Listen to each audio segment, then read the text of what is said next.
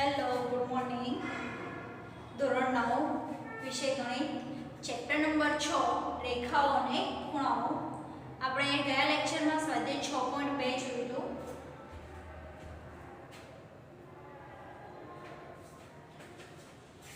સ્વાધ્યાય 6.2 કમ્પ્લીટ થઈ ગયું હતું.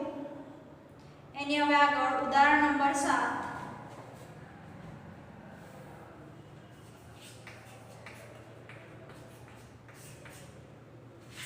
આકૃતિમાં QT લંબ PR TQR = 40, ખૂણો SPR = 30°, તો x અને y શોધો. લખી નાખીએ આપણે રકમ. જો QT લંબ PR ખૂણો TQR = 40° અને ખૂણો SPR = 30° હોય તો x અને y મેળવો. તો x અને y મેળવો.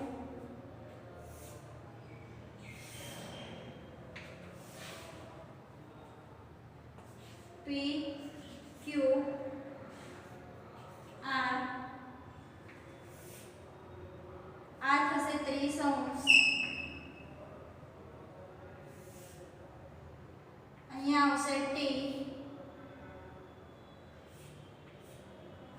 આ આવશે x, સોરી આ છે y, અહીંયા s, આ ખૂણાનું માપ છે x, આ છે 40°.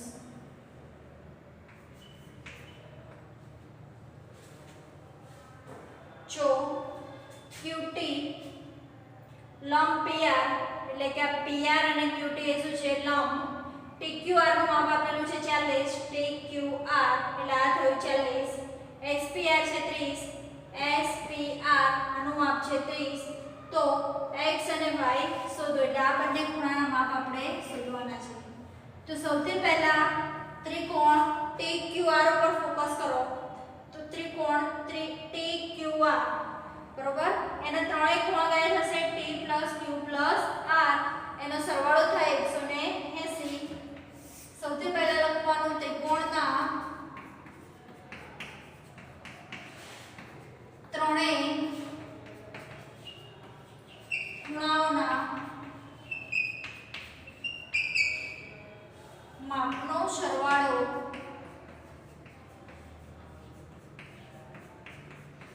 180° થાય. બરોબર, ત્રિકોણના ત્રણેય ખૂણાના માપનો સરવાળો કેટલો થાય 180. ખૂણો T + ખૂણો Q + ખૂણો R બરાબર 180. T + Q + R સરવાળો કેટલો થશે 180. ખૂણો T તેનું માપ આપેલું છે 90. બરોબર, આ લંબ આપ્યું હોય એટલે આનું કેટલું સમજવાનું 90. Q નું તો આપેલું હતું 40 અને આ એ છે x જે આપણે ફાઇન્ડ કરવાનું છે. 9 ને 4 તે 130° + x બરાબર 180° પ્લસ 130 પેલી સાઈડ જશે તો -130, x બરાબર 180 -130, x નું માપ મળી ગયું 50. x નું માપ કેટલું મળી ગયું 50, એટલે અહીંયા આવી ગયું 50. હવે આપણે y શોધવાનું રહે. બરોબર, આ માપ તમને મળી ગયું છે 50, તો x ની જગ્યાએ લખી નાખો 50. આ શોધવાનું છે y. તો y = ખૂણો P + ખૂણો R. કઈ રીતે? તો અંતઃસમૂહ કોણનું માપ એ બાકીના બે બાજુઓના ત્રિકોણના બહિષ કોણનું માપ એ અંતઃસમૂહ કોણના સરવાળા જેટલું હોય છે. લખવાનું ત્રિકોણના બહિષ કોણનું માપ એ અંતઃસમૂહ કોણના સમૂહ કોણના સરવાળા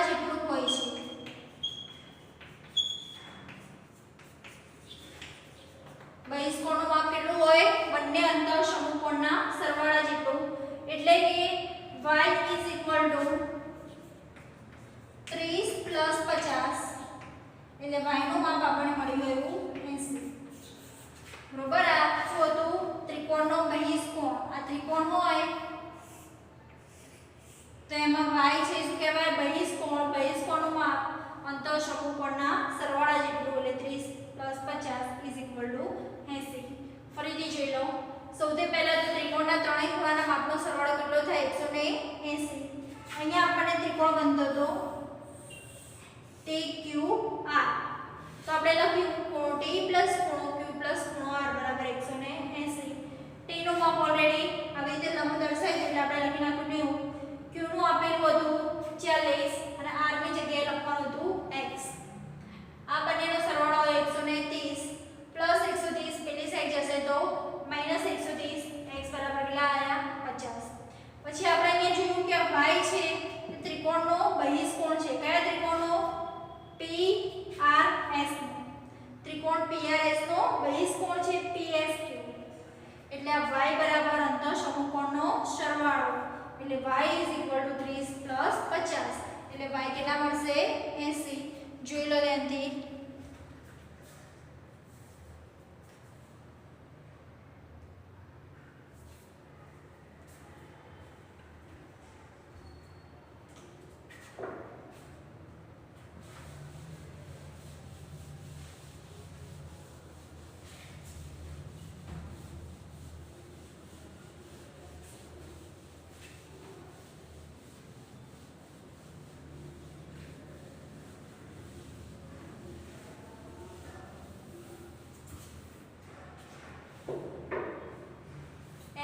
ઉદાહરણ નંબર 8 આકૃતિમાં ત્રિકોણ ABC ની બાજુઓ AB અને CD એને E અને D સુધી લંબાવેલ છે ખૂણો CPE અને ખૂણો BCD ના દ્વિભાજક BO અને CO અનુક્રમે O માં છેદે છે તો સાબિત કરો કે ખૂણો BOC = 90 - 1/2 ખૂણો BAC એટલે રકમ લખી નાખીએ આપણે આકૃતિમાં ત્રિકોણ ABC ની બાજુઓ AB અને CD AB અને AC અનુક્રમે E અને D સુધી લંબાવેલ છે જો CBE અને ખૂણો BCD ના દ્વિભાજક BO અને CO अनुक्रमे बिंदु O માં છેદે તો સાબિત કરો કે ખૂણો BOC is equal to 90 - 1/2 BAC બરોબર અહીંયા પહેલા હું આકૃતિ દોરી દઉં છું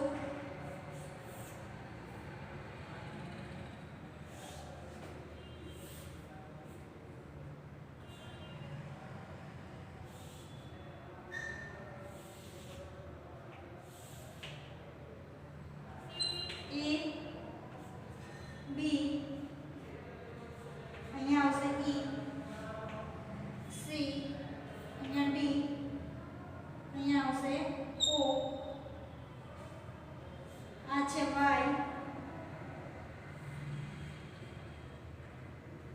આ છે Z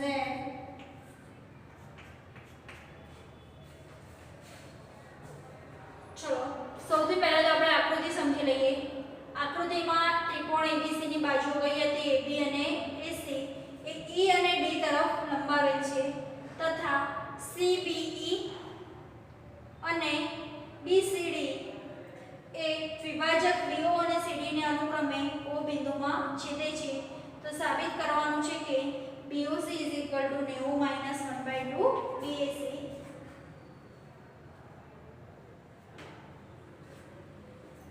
અહીં જો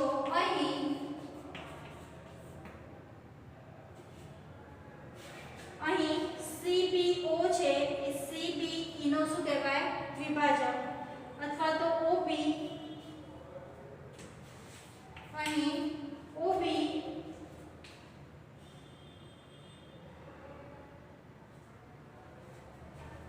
એ અહીં OB એ ખૂણો CBE નો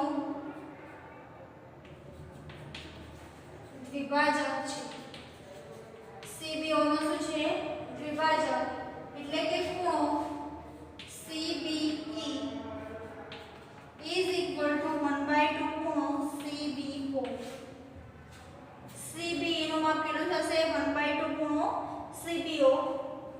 આ થઈ ગયું સમીકરણ નંબર 1. પછી જો આ છે CO, OC લખો કે CO લખો ચાલશે, અહીંયા BO લખો કે OB લખો એક જ થાય બરાબર. અહીં CO એ કોનો વિભાજક થશે આ CBE નો થયો તો આ કોનો થાય BCD નો. OC એ BCD નો ખૂણો BCD નો વિભાજક છે માટે આમાં આપણે શું લખ્યું તો જો CBE તો આમાં શું લખાય BCE BCD is equal to BCD is equal to 1/2 BCO. sorry અહીંયા આવશે BCO. BCO is equal to 1/2 BCD. અહીંયા CBO આવે ને અહીંયા CBE આવે બરાબર. CBO નું માપ કેટલું થાય તો 1/2 CBE જેટલું અને BCO નું માપ કેટલું થાય તો 1/2 BCD જેટલું. જોઈ લઈએ એટલું ફરથી. અહીં BO આ કયો હતો BO એ CBE નો વિભાજક છે માટે CBO is equal to 1/2 CBE. એટલે CBE ના અડધા CBE જેટલા થાય બરાબર. CBE ના અડધા કરો એટલે શું થઈ જાય CBO. પછી OC છે એ BCD નો વિભાજક છે માટે BCO is equal to 1/2 BCD. Clear એટલો.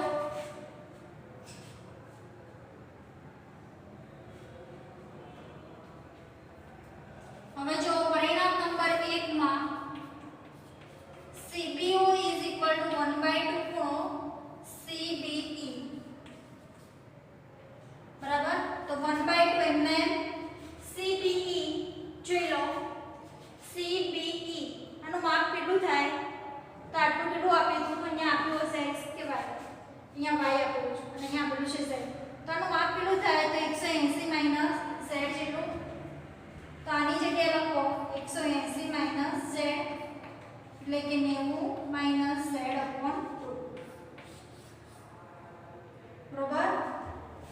CBO નું માપ કેટલું થયું 90 - z/2. હવે લઈએ આપણે BCO is equal to 1/2 BCD. BCD આનું માપ કેટલું થશે 180 - z જેટલું. સોરી CBO માં અહીંયા y આવશે.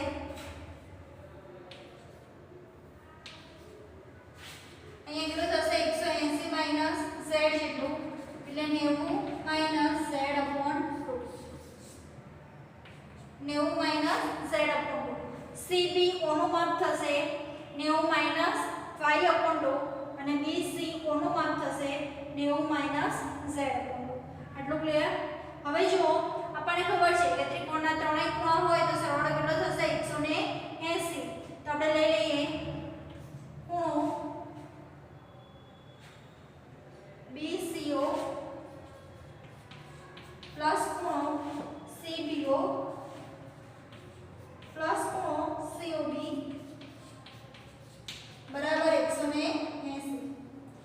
ત્રિકોણના ત્રણેય ખૂણાનો સરવાળો કેટલો થાય 180. આ ત્રણેય ખૂણા આપણે બરાબરથી લઈ લીધા CBO BOC અને COB.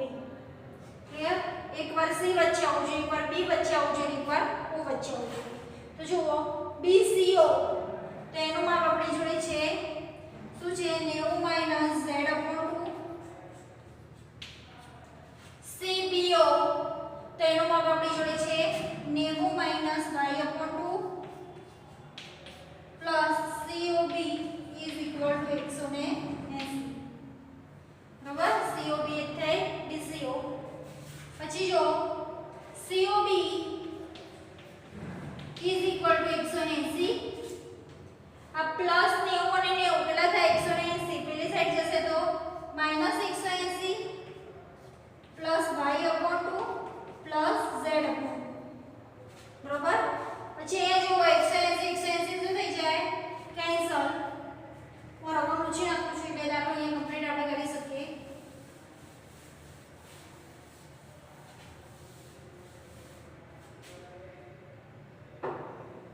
જો COB નું માપ Y/2 પ્લસ Z/2 એટલે 1/2 y પ્લસ z થાય. બરોબર? 1/2 y પ્લસ z થાય. પછી લખવાનું x plus y plus z બરાબર 180 માટે y plus z is equal to 180 minus x. બરોબર? તો આ જે y પ્લસ z છે એની જગ્યાએ આપણે લખવાનું 180 minus x. COB is equal to 1/2 180 minus x 90 minus x/2. BOC is equal to 90 minus x/2. પછી અહીંયા આપણે જોવાનું શું હતું એના પર બોક્સ નહીં કરવાનું. BOC is equal to 90 minus x/2. આ x હતો એના અડધા કરો એટલે શું થાય BAC.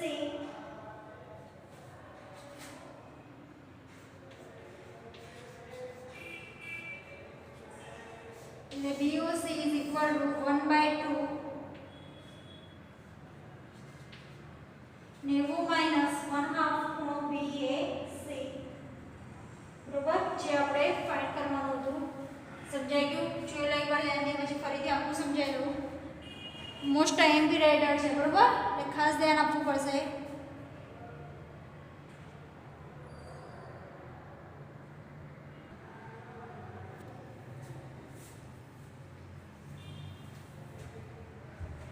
ફરીથી જોઈ લઈએ. આની કિંમત તમે અહીંયા ડાયરેક્ટ મૂકી દેશો તો પણ ચાલશે. બરોબર?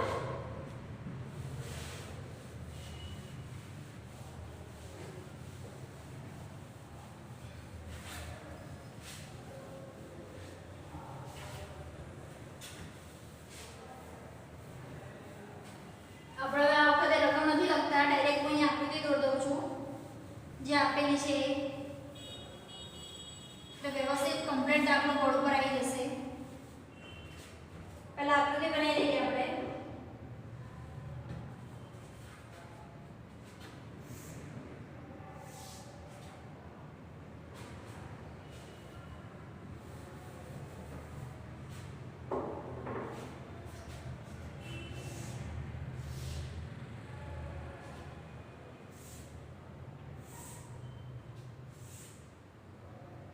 ABC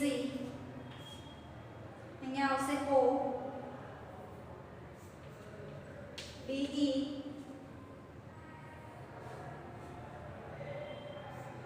અહીંયા આવશે CD આ Y આનું માપ થશે X આનું માપ થશે Z.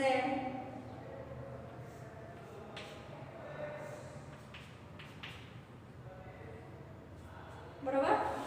આકૃતિ આપેલી છે અને સાબિત કરવાનું છે આપણે લાસ્ટમાં ખૂણો BOC is equal to 90 minus 1/2 BAC. બરોબર? આ તમારે લાસ્ટમાં લાવવાનું છે. તો જો આ જે BO છે એ CBE નો શું કહેવાય વિભાજક.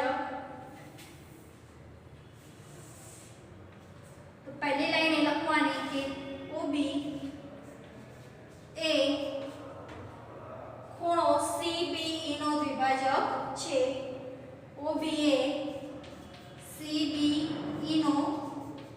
વિભાજક છે માટે CBO is equal to 1/2 CBE 1/2 CBE એટલે કે CBE ના અડધા કરો એટલે CBO તમને મળી જાય. પછી CBE નું માપ જુઓ, આખું ત્રણેયનો સરવાળો થાય 180. તો આ કેટલું થાય 180 માઈનસ y એટલે આપણે આપવાનું 1/2 180 માઈનસ y એટલે કે ખૂણો CBO is equal to 180 ભાગ્યા 2 માઈનસ y/2 માટે CBO is equal to 90 minus y/2. CBO નું માપ કેટલું થાય 90 માઈનસ y/2. હવે જો આ OC છે એ કોનો દ્વિભાજક થશે BCD નો. આ OC છે કોનો દ્વિભાજક થાય BCD નો. લખવાનો OC એ BCD નો દ્વિભાજક છે. દ્વિભાજક છે એટલે કે BCO is equal to 1/2 BCD. BCO is equal to 1/2 ખૂણો BCD 1/2 BCD. જો BCD એટલે કે આટલું માપ શોધવું હોય તો એ કેટલું થશે 180 માઈનસ z એટલે કે BCO નું માપ 90 માઈનસ z/2. BCO નું માપ કેટલું થશે 90 માઈનસ z/2 અને સમીકરણ નંબર 1 અને સમીકરણ નંબર 2 1 અને 2 લખાઈ ગયું. હવે ત્રણેયનો સરવાળો કેટલો થાય 180. તો લખવાનું અહીંયા ત્રિકોણના નહીં લખો તો પણ ચાલશે બરોબર. લખવું હોય તો લખી નાખવાનું ત્રિકોણના ત્રણેય ખૂણાનો સરવાળો 180 થાય. ખૂણો BCO પ્લસ ખૂણો CBO પ્લસ ખૂણો BOC બરાબર 180. ધ્યાન રાખવાનું એકવાર C વચ્ચે એકવાર B વચ્ચે એકવાર O વચ્ચે. BCO એનું માપ આપણી જોડે છે કેટલું છે 90 માઈનસ z/2. CBO નું માપ પણ છે 90 માઈનસ y/2 પ્લસ BOC નું નથી એટલે એનું n. હવે જો BOC એકલું આમ રાખો બાકી બધું પેલી સાઈડ જવા દો. આ 90 ને 90 180 થાય એટલે બંને માઈનસ 90 થઈ જાય. આ બંને પ્લસ માં છે માઈનસ માં છે પેલી સાઈડ જશે તો પ્લસ માં. ખબર પડી? આ 90 અને 90 પેલી સાઈડ ગયા એટલે માઈનસ થઈ ગયા. આ બંને માઈનસ હતું પેલી સાઈડ ગયું એટલે પ્લસ થઈ ગયું. BOC જો 180 90 ને 90 180 થી 180 જાય તો 0 એટલે y/2 plus z/2. BOC is equal to 1/2 y plus z.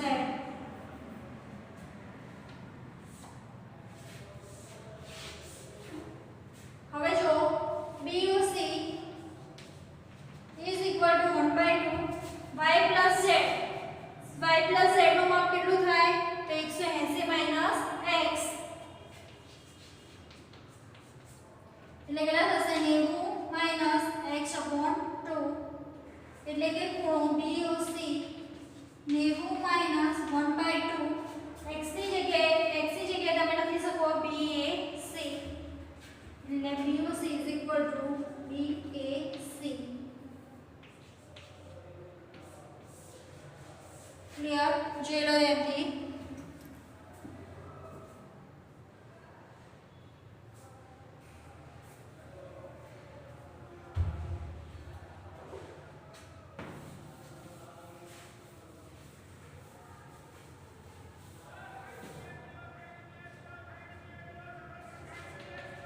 Homework practice વર્કમાં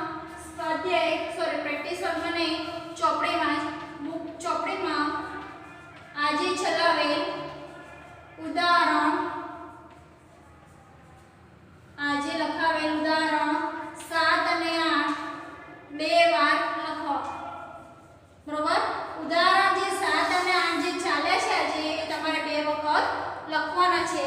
આજનો આપણો એનો લેક્ચર અહીંયા પૂરો થાય છે. આગળનું હવે આપણે